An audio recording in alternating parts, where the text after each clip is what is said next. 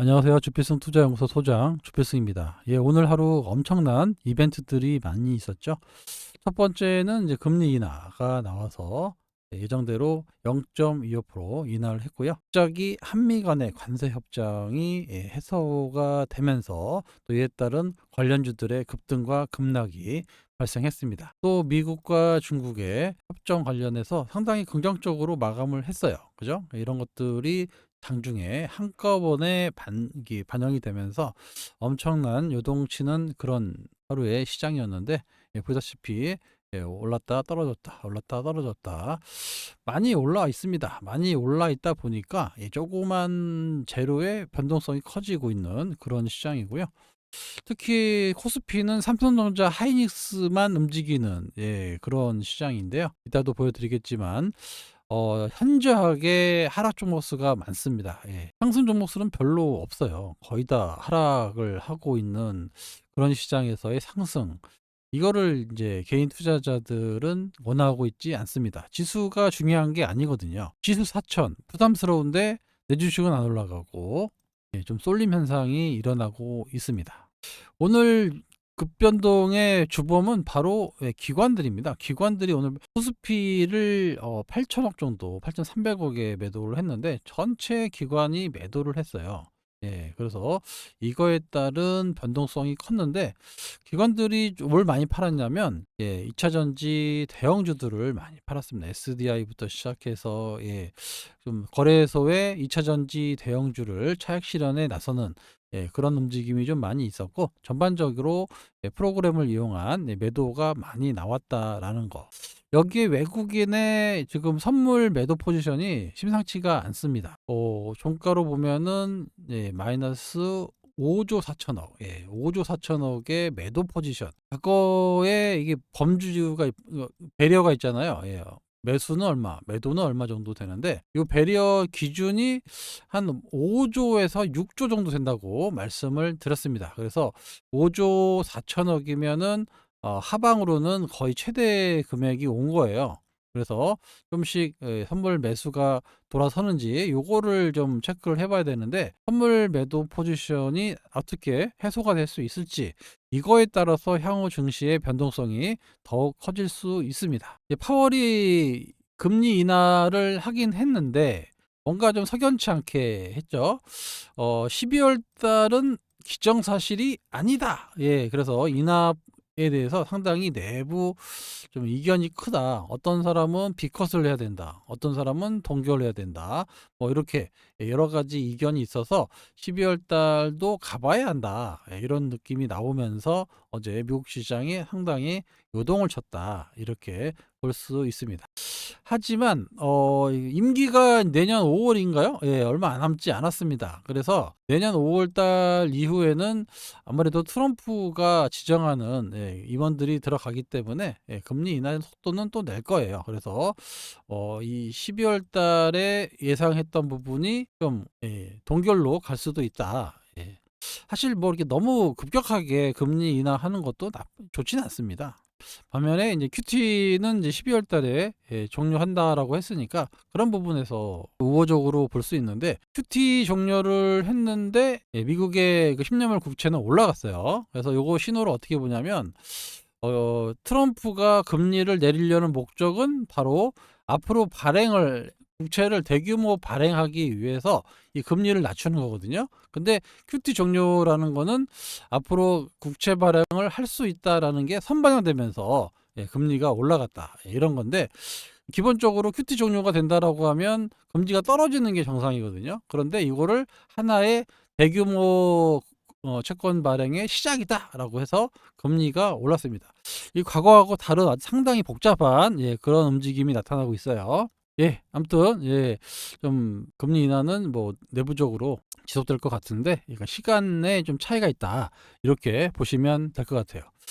요거는 이제 ADR, 상승 종목과 하락 종목수를 나눈 건데, ADR이 이제 좀 바닥권에서 좀 올라서는 모습이 나오고 있죠. 코스피는 좀 올라옵니다. 여기 보시면 78%에서 뭐 87%, 80%대까지 이렇게 좀 회복되는, 이렇게 코스피는 회복되는 그런 모습을 보였는데, 코스닥은 그런 모습이 없어요. 좀 되려 더 떨어지고 있습니다. 예. 70%대에서 계속 머물고 있고, 오늘도 코스닥의 하락 종목 수가 1350개, 예, 거의 40개, 이 정도 나오고 있습니다. 그러니까 웬만한 기준의 종목들 80% 이상이 하락했다는 얘기예요. 보합 내지는 소폭 상승인데, 웬만한 종목들은 다 하락하고 있고, 예, 지수는 뭐 4,000포인트를 가고 있고, 코스닥에 있는 사람들이 이제 환장을 노리신 거죠. 사실 코스닥을 상승시키려면 바이오가 올라야 돼요. 바이오가. 예, 바이오 주식, 알테오젠을 비롯한 바이오 주식이 올라야 이제 코스닥도 지수가 좀 올라갈 건데, 아직까지는 금리 인하에도 불구하고 본격적으로 돈이 들어오고 있지는 않습니다. 예, 알테오젠이 지지부진하고 있어요. 이렇게 지지부진. 그래서 알테오젠의 시간이 곧 올 것이다, 이렇게 보고는 있는데, 뭔가 좀 성과를 좀 빨리 냈으면 좋겠어요. 예, 계속해서 뉴스는 나오고 있습니다. 그래서 지금 계약서 초안을 주고받고 있는 곳이, 예, 2곳 정도 된다라고 계속 발표를 하고 있고, 또 10개 정도 회사와 협의 중이다, 예, 이러고 있습니다. 그래서 빨리 뭔가 성과를 보여주지 않으면 여기 주가 탄력을 좀 나타내기 쉽지가 않은데, 뭐 계속해서 뭐 계약서 초안을 주고받고 뭐 이렇게 한다는 거 보면 진행되고 있는 건 사실이에요. 예, 진행되고 있는 거는 사실이다, 이렇게 볼 수가 있고, 요게 연내에 들어올 수 있다는 거죠. 연내에 2곳이니까 2곳 정도, 예, 기술 수출을 할 수 있다, 애로를 할 수 있다, 예, 이렇게 해석하시는 게 좋을 것 같고요. 임시주총 12월 8일로, 예, 확정이 됐으니까 요거 다음 달, 예, 11월 한 8일 정도 한 달 전에는 좀 임시주총 개최를 이제 공시하게 되니까, 다음 주부터는 조금, 예, 이거 임시주총과 거래소 이전과 관련된 그런 호재들이 점차 주가에 반영될 가능성이 높아지고 있습니다.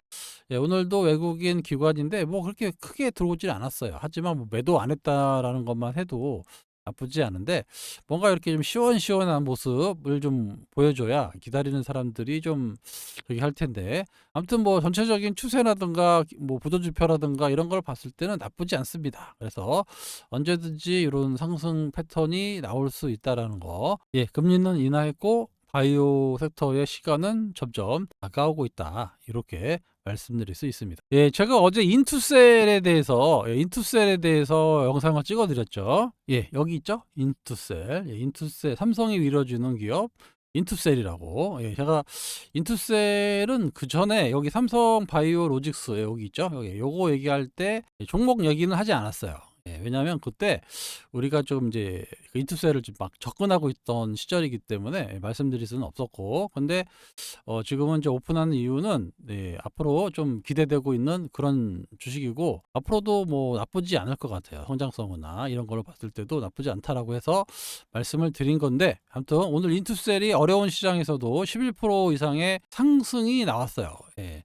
수급으로도 나쁘지 않습니다. 최근 기관들이 꾸준히 매수하고 있는데, 이 투신과 사모펀드 애들이 좀 적극적으로 매수를 하고 있습니다. 예, 인투셀 부분은 어제 제가 좀 장황하게 설명을 드렸기 때문에, 좀 내용을 모르신 분들은 인투셀 편에 가셔가지고, 예, 여기 인투셀 편에 가셔서, 예, 한번 들어보시기 바랍니다. 예, 구독 좋아요 좀 눌러주세요. 말씀을 안 드렸더니, 예, 8,000명에서 늘어나질 않아요. 예, 구독 좋아요 꼭 눌러주시고, 예, 그렇게 시청해 주시기 바랍니다. 예, 하여튼 삼성이 밀어주는 기업 인투셀, 예, 제가 계속 말씀드리고 있고, 저희 소통방에서도 집중방에서도 계속, 예, 요거 종목을, 예, 매수해서 가지고 있어요. 예, 오늘도 뭐 수익률이 나쁘지 않았잖아요. 지금 매수가 대비 꽤 올라왔어요. 지금 막판에 뭐 상승, 예, 어려운 판에 VI까지 걸렸고, 어디 봅시다. 여기가, 여기 있네요. 예, 여기 요 당시에, 예, 12시 정도 했을 때만 해도 한 37%인데 좀 더 올라가지고 한 40%?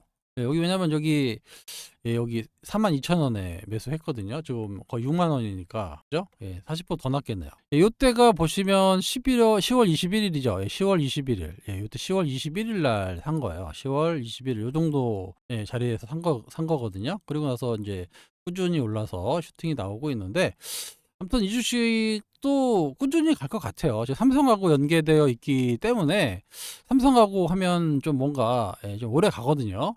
여기 인제 그 관련된 유료 레포트가 나왔다고 말씀을 드렸는데 요거 인제 제가 어제 얘기한 게 그대로 나왔습니다.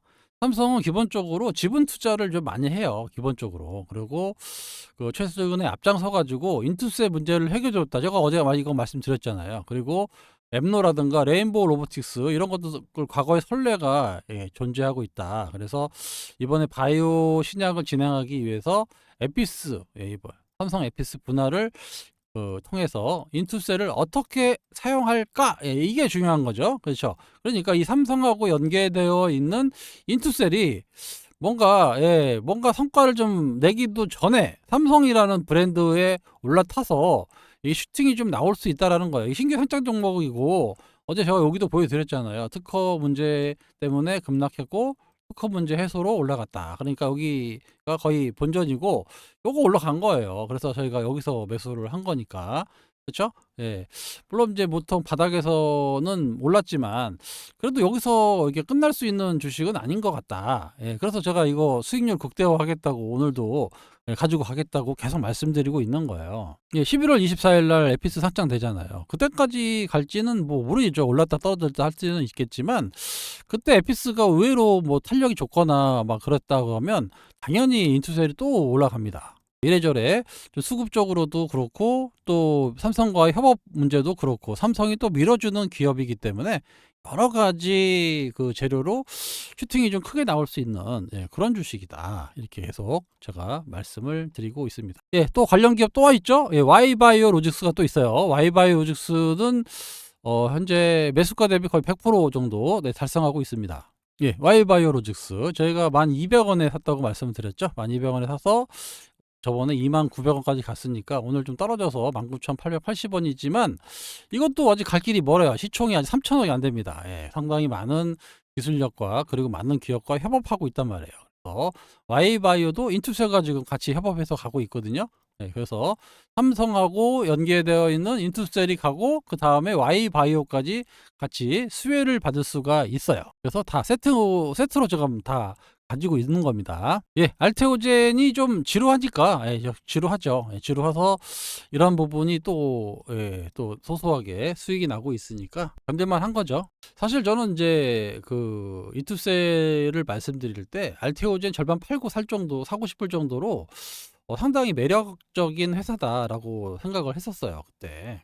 예, 아무래도 삼성이라는 단어가 들어가고 삼성이 이제 먼저 특허 문제를 해소하는 거를 내가 본 적이 없는데 본인이 나서서 해주더라고요. 그런 걸로 봤을 때 삼성이 뭔가 급하구나라는 생각이 들어서 인투셀이 생각보다 우리가 요즘같이 유동성 장세에서 생각보다 좀 많이 오버슈팅이 나오잖아요. 그래서 오버슈팅이 좀 나오지 않을까 이렇게 기대하고 있는 그런 종목입니다. 그래서 좀 수익률 극대화를 진행할 거고요. 이거는 좀 내비둘게요. 내비둬서 시총이 좀 크게 올라갈 때까지 좀 보도록 하겠습니다. 뭐 장기적으로도 좋을 것 같아요. 내년에도 상반기 안으로 추가 개수 수출이 나올 거 가능성이 높다라고 하니까 이래저래 좀 주목받을 수 있는 그런 기업이다. 이렇게 말씀드리도록 할게요. 예, 그나저나 빨리 알테오젠 뭔가 성과를 좀 냈으면 좋겠는데 아직 좀 계속 냄새만 풍기고 뭔가 안 나와요. 그냥 나오긴 나오겠죠. 과거에도 늘 나왔습니다. 여기도 옛날에 다 기술출 나온 건데 나오긴 나와요. 계속 냄새만 풍기고 있다가 지루하지만 빡 나오고 지루하지만 빡 나오고 과거에도 그랬습니다. 그래서 이번에도 한두 달 정도는 걸리거든요. 그래서 연말 안에는 최소 한 건 이상의 추가 개수출이 나오고 또 그것보다도 일단 거래소 이전이 먼저죠. 거래소 이전이 아무래도 패시브 매수가 유입이 될 수 있는 실질적인 상승 요인이니까 거래소 이전도 이제 11월 달에는 본격적으로 공시를 할 수 있습니다. 그래서 이래저래 알테오젠의 시간은 점점 다가오고 있으니까요. 또 종합지수가 좀 많이 올라서 조정 받더라도 이게 별로 빠진 게 올라간 게 없어서 의외로 수혜를 받을 수도 있어요. 제약바이오 섹터들은. 그래서 이런 환경에서는 나쁘지 않습니다. 좀 반도체나 2차 전지 많이 올라 가지고 불안하잖아요, 지금. 근데 생각보다 바이오 섹터들은 그게 불안하지 않습니다. 별로 올라간 게 없어요. 미리 올랐다가 조정을 받아놨기 때문에 이런 것들을 기관들이 잘 이용하는 상황이기 때문에 상대적으로 덜 올라간 것들, 그리고 하반기는 또 11월에서 1월 달까지는 바이오의 시간입니다. 늘 그때가 좋았어요. 거기에 삼성바이오로직스가 11월 24일에 재상장된다. 이것도 큰 변화가 이제 11월 달에 나타날 수 있겠구나라고 생각해 보시면 좋을 것 같습니다. 다음 달 초에 그 월드 ADC를 해서 관련된 바이오 축제가 있어요. 그때 이제 여러 가지 얘기가 좀 나올 수 있는 거니까 이래저래 전 세계의 화두는 좀 ADC다. 암세포만 겨냥해서 타는 유도탄이라고 말씀을 드렸어요. ADC 기술이. 그래서 우리나라의 대표적인 ADC는 리가켄 바이오. 근데 리가켄 바이오에서 나온 사람들이 차린 게 바로 인투셀입니다. 그래서 앞으로도 시장이 ADC 시장이 커질 것 같으니까 삼성이 뛰어드는 거예요. 손잡고. 그래서 이래저래 바이오의 시간이 돌아오고 있다라고 말씀을 드리면서 오늘 영상 여기서 마치도록 하겠습니다. 지금까지 주필승이었습니다. 감사합니다.